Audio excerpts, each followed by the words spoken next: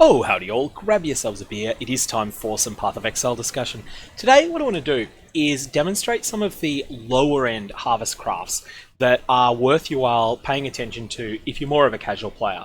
So if you're someone that has been following the Path of Exile subreddit, you may have seen some particularly absurdly powerful items that have been posted there. These have been crafted taking advantage of some of the most powerful aspects of harvest crafting. But these require very rare crafts. So this one here would have been crafted with various speed mods and critical strike slams, which are very, very, very rare, very expensive. And there's actually a better pair of two-tone boots than this. In any previous league, this would have been merit tier. In this league, it already isn't. There's these synthesized two-tone boots, which have 10% chance to dodge attack hits. I think from 11%, sorry, 11% chance to dodge attack hits. Perfect rolls on everything. Only the mana roll is underwhelming. Then there's this perfect Venter's Gramble, which has been divined using a bug. And then finally, if you have a look at what's available for trade, you'll see just much, much, much better again. Have a look at Plague Coat Vile Regalia. This is an item that someone is offering as a mirror service. This would have been possible to craft in previous leagues, but I honestly do not believe that this could have been crafted on a budget of 10,000 Mirrors of Kalandra in any previous league. So that gives you a sense as to how good harvest crafting is at the high end. This is absolutely ridiculous for cast on critical strike builds. But this is not just a function that is for people who are at that sort of top end of crafting, who understand all of the ins and outs and the like. What I want to do is showcase some of the lower end crafts that are worth your while paying attention to. So see here that I've just been dumping yellow seeds, and I'm just going to harvest these. And most likely I will get a bunch of pretty common crafts. So seeds come in 3 different colors at tier 1. And so I'm just going to deal with all these monsters first. Prerequisite for actually getting the crafts out of them is that you kill the monsters. And now I know that I thought all the monsters were dead. There was one left there. When I click this, I will get to see a bunch of seeds. So the ones you're looking for as a more casual player, Reforge a normal or magic item as a rare item with random mods, including a life modifier, which essentially mimics a Chaos Orb or ultimately an Alchemy Orb when it reforges a normal or magic, or a Chaos Orb when it reforges a rare. What you want to use these on overwhelmingly is jewels. So if we put a jewel in here, this is a bad Crimson Jewel. We're going to reforge it as a rare item, including a life mod. Notice what we've got here. We've got 3 or 4 props. This is a 3-prop jewel, and there's only about 3 different life mods that can roll. You're guaranteed to get one of them. Here we got the good one, 6% increased maximum life. We also got 2 okay other mods on that. In any other league that would sell for 10-15 chaos. In this league, it's probably not worth a cent because people will have so much better. You also want to check to see, oh, I got one of the premium crafts, nice. That one is getting saved. I will definitely find a... That was not expected. I got quite lucky there and got a really good craft. I've just got to figure out how to store that in my horticulturing station. So let me just quickly do that. Okay, so now I've rejigged my hideout a little bit so that I've got access to a horticrafting station. So I'm going to store this one for later because it is a premium roll. It's one of the rare ones. You don't usually get them. Now, the other use that these can have as well is as an alternative to using an alchemy orb when you want to roll a map. Now, it's worth pointing out that Reforge a rare item with new random modifiers, including a life modifier, while life modifiers are more common. This one may sound like it's better for jewels than these are, but that's actually not the case. What you want these on is if there's any inventory slot where you actually want multiple life rolls simultaneously, these are good. Otherwise, it's actually detrimental because the various mods that you can get that provide life on jewels don't play well with each other. That said, you can certainly use them, and you might end up getting both life for your character and also totem life. So I'm just going to roll on this one and see what we get. And here we got, we actually got what we want. Maximum life, fire and cold resist, which is useful, Attack speed with two-handed melee weapons, that's quite a good jewel. Again, in another league, that would be worth something. And we can continue sort of going through. This one upgrades from magic to rare. And here we got trash. You'll notice that the life roll that we got was totem life, and there's no synergy there, so we're just going to re-roll that. And again, we got totem life again. You're not guaranteed to get good stuff, but there's a good enough chance. Life, damage over time, maximum mana, that is good enough to use. And so for this reason, you should be taking jewel sockets a bit more aggressively on your passive tree. The other use that you can do though, and this will use up the rest of my life force, I'm just going to use these on maps. So this here is a map. This will reforge a normal map as a rare item with random mods. Okay, one of them's a life mod. That's the 43% more monster life. It's actually a pretty easy mod for most builds. And we'll use this to elk this map as well. And that is basically all that we've got out of this lot. So we're going to condense it, which will then turn all of the remaining life force that we had into yellow fertilizer, which then goes into these tanks here, which are then used to fuel my tier 2 crafts later. We're going to check and see if anything else is ready. This is ready to harvest as well, and there's not really any pressing need to hold on to them. I could fill them out, and I'd get a bit more life force if I did, but let's just have a second bite of the cherry, see if we can get anything else. I'm taking a lot of damage there, and I'm locked. That was a case of incredible lag on my end. You'll notice that I will be able to return to this instance. That was unfortunate, but I've been having some technical issues through this league. They're at my end, they're not with the game. So, unfortunately, nothing I could really do there, I just froze up. Here I've got a tier 2 one that's tier 2 craft, tier 2 seed. You can sell those to other players, or you can learn the details of the rest of, more of the rest of the details of the crafting. And here we've got a few different options. 3-socket and 4-socket crafts are pretty worthless. These are the actual trash tier ones. Obviously, you can use them if you've got if you pick up a unique item that you want to use on your build and it doesn't have 4 sockets on it, and it's not a chest piece, it's not a weapon, then yeah, by all means use these, but they basically do just take up space. We have Reforge with an attack modifier. Again, this comes up a lot on the yellow ones. This doesn't have as much utility with jewels. You can certainly do it and see what you get, but you will usually end up getting pretty much nothing out of them. What you want to do with these is use them as a method of alching maps.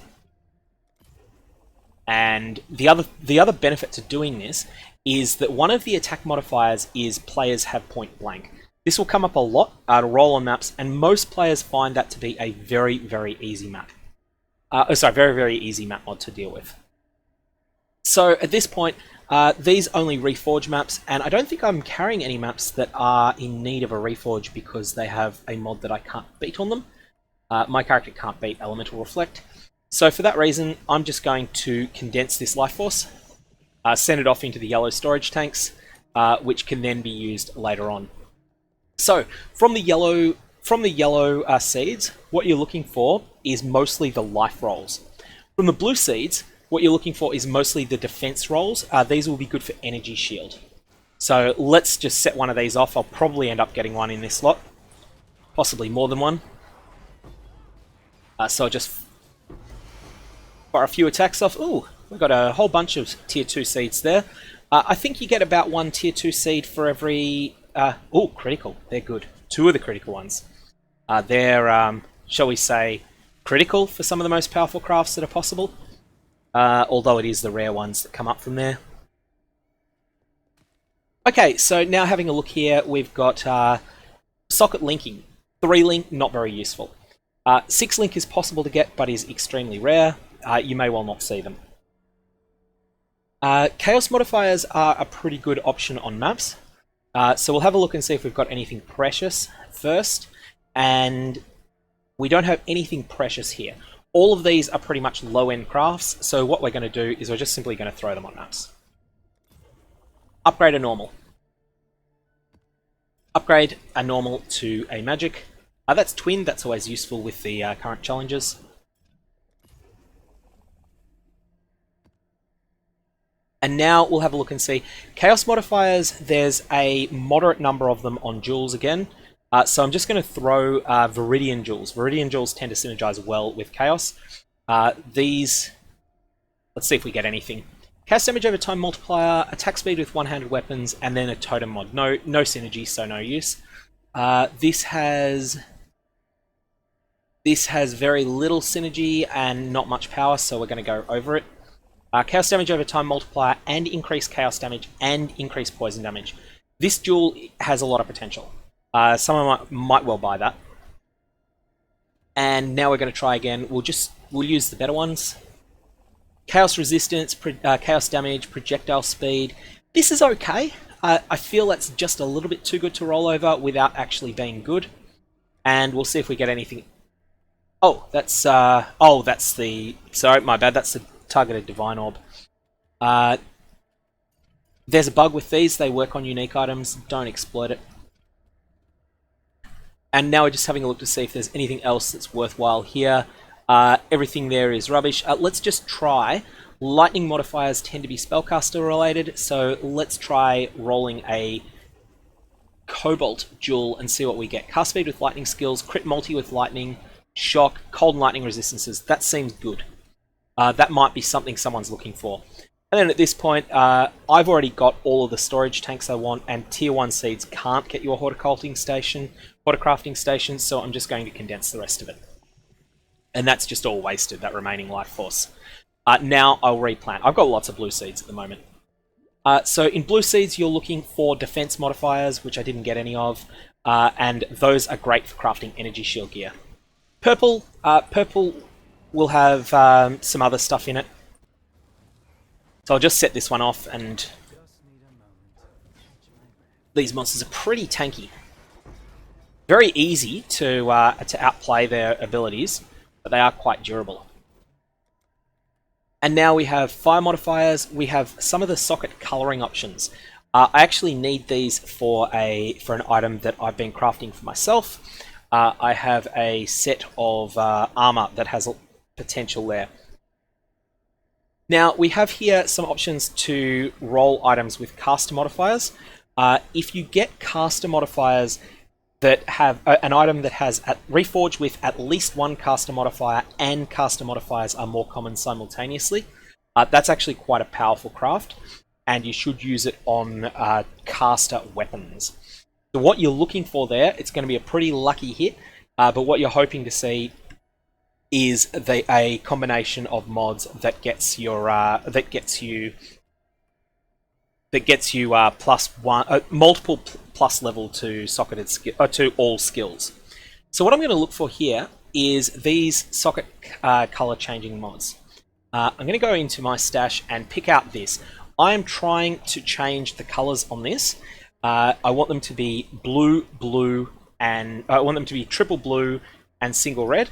So what I'm going to do is take this item, which you can use from your stash tab, and I'm going to have a look for ways. I'm going to reforge the colors of 2 random sockets, turning them various colors. What I'm going to do is try using this craft first and see what we get. So it's going to pick 3 at random, turn them red, green, and blue. And perfect, we got it first try. These socket changes, there's a lot of luck involved in them, but they are very, very powerful. And this is something I'm going to be using as an upgrade from Tabula Rasa. Once I 6-link it, I will then be able to, it'll then just be a straight upgrade. But that's my colors set on it. So that's something that's quite useful. These mods, again, can be used to, can and should just be used to upgrade maps. So again, can do that from your stash. What am I doing there? Go to maps and say, all right, what do we got here? We've got these are, you can't use unidentified things here. So this here is a map that it would be fine to run. This is a white map, so let's upgrade it. And I hate running temporal chains and 0 regen maps, so I'm just going to roll over that. And here we go with Alley Weakness. That's perfect. That's an easy map to run. Iceberg, upgrade it. It's rare. Again, just using these as though they were alchemy orbs. Again, all fine with that, and then we'll just work our way down the tiers. That's unidentified, so I can't do anything with it. Pseudo elk. No mods I can't do, so that's fine.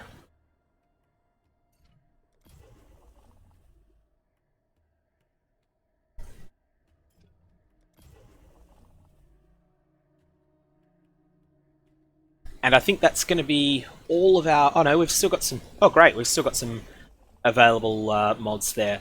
So yep, nothing wrong with that. We're just going to keep going until this life force bar runs out, at which point we're just going to have to stop. No, that one's fine. It's already rolled.